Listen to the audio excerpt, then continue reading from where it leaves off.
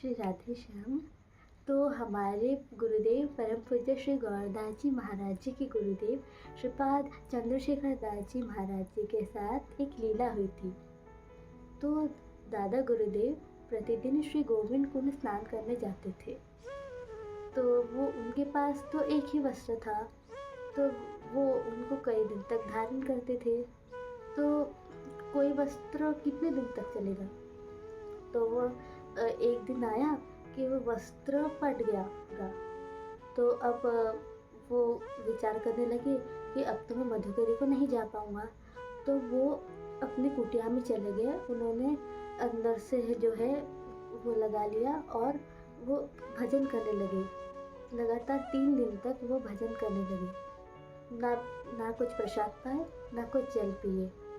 तो ये देखकर किशोरी जी को रहा नहीं गया और वो स्वयं छोटी सी किशोरी बन के उनकी कुटिया के पास आई और क्या बोली, बाबा मेरे घर में उत्सव था, तो मेरी मैया ने आपके लिए प्रसाद और वस्त्र भेजे हैं, क्या मैं अंदर आ सकती हूँ। तो उन्हें लगा कि कोई छोटी सी ब्रजवासी होगी। तो उन्होंने बोला, नहीं लाली, तो अंदर मत आ, तो मुझे यहीं से खसका दे। तो फिर प्रसाद पाते पाते उनके मन में विचार आया कि प्रसाद तो बधाई में हर कोई लेता है, तो ये बिना बताए वस्त्र कैसे दिए। तो प्रसाद पाके उन्हें कोई दिव्यता महसूस हुई, क्योंकि वो तो साक्षात किशोरी जी ने लाया था ना। तो उन्होंने प्रसाद पाया और उनको प्रेम समाधि लग गई वो प्रसाद पाके। तो उस प्रेम समाधि की अवस्था में साक्षात किशोरी जी उनके समक्ष प्रकट हुई और क्या बोली, अरे तू तो मेरी चमेली मंजरी है, तेरी सेवा मेरी शैया सजाने की है। और उसी समय साक्षात ठाकुर जी प्रकट हुए और बोले, हाँ तू तो मेरी श्री चमेली मंजरी है, तेरी सेवा तो हम दोनों की शैया लगाने की है।